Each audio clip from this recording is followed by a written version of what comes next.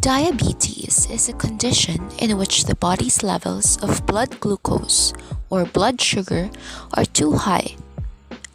Blood glucose is gathered from the food we eat and serves as our main source of energy for everyday activities, according to the National Institute of Diabetes and Digestive and Kidney Diseases in 2016. Our pancreas then makes insulin, which is a hormone that gets glucose from the food we eat and converts it into energy for the cells.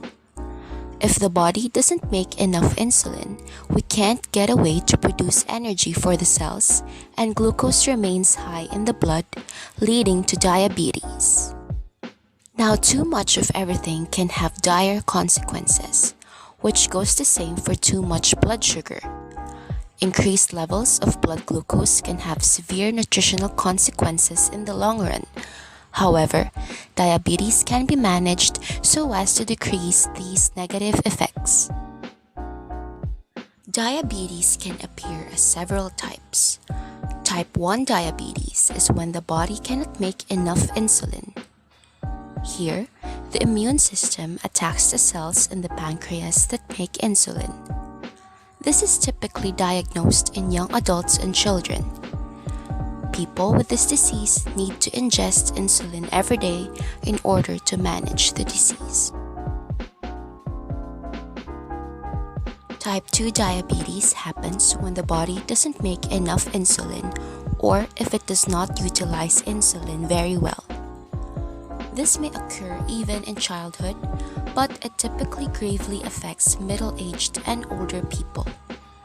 It is also the most common type of diabetes. Gestational diabetes happens in women who are pregnant. This type of diabetes may disappear once the baby is born. However, developing this type during pregnancy can lead to higher chances of developing type 2 diabetes later in life.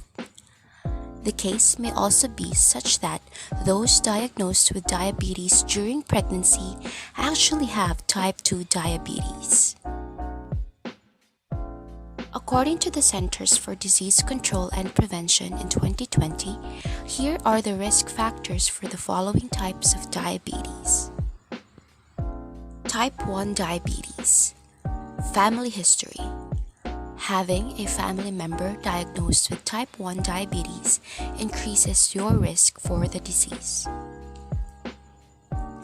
Age. Type 1 diabetes can happen at any age, but is typically seen in the younger years. Type 2 diabetes. Here are the risk factors for this type.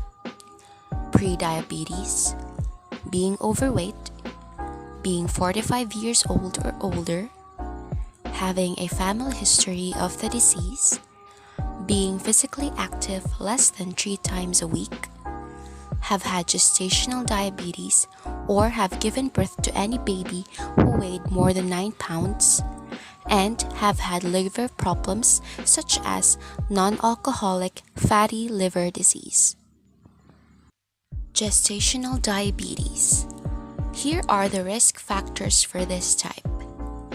Had gestational diabetes during a previous pregnancy, given birth to a baby weighing more than 9 pounds, overweight, more than 25 years old, has had a family history of type 2 diabetes, and has had or have a hormonal disorder called polycystic ovarian syndrome or PCOS. If you or someone from your family is experiencing any of the following symptoms attributed to diabetes, it is advised to have a blood sugar test. The symptoms are peeing a lot often at night, very thirsty, lose weight without trying, very hungry, have blurry vision, have numbness or tingling in hands or feet, feel very tired, have very dry skin, have sores that heal slowly, and have more infections or illnesses than usual. General symptoms for each type of diabetes are discussed as follows. Symptoms of type 1 diabetes. People with this disease typically experience nausea, vomiting, or stomach pains. This type may develop in just a few weeks or months and can be severe. This may start early in childhood. Symptoms of type 2 diabetes. Type 2 diabetes often takes several years to develop and can go on for a long time unnoticed. Symptoms usually start in the adult stage, but nowadays, more younger-aged individuals also develop this type. Symptoms of gestational diabetes. Diabetes during pregnancy usually shows up in the middle of pregnancy and typically does not have any symptoms. Pregnant women are advised to be tested for gestational diabetes between 24 and 48 weeks of pregnancy. According to the National Institute of Diabetes and Digestive and Kidney Diseases in 2016, diabetes can be managed for as simple as ABCs. A for A1C test. This test shows the average blood glucose over the past 3 months. The A1C goal for diabetic people is to have it below 7%. B for blood pressure monitoring. The blood pressure goal for diabetics should be below 140/90 mmHg. C for cholesterol control. Two types of cholesterol need to be explained here: LDL and HDL. Low-density lipoprotein, or LDL, is a bad form of cholesterol that can clog the arteries, causing heart diseases or even fatal stroke. High-density lipoprotein, or HDL, is good cholesterol which helps remove LDL from the blood vessels. S for stop smoking.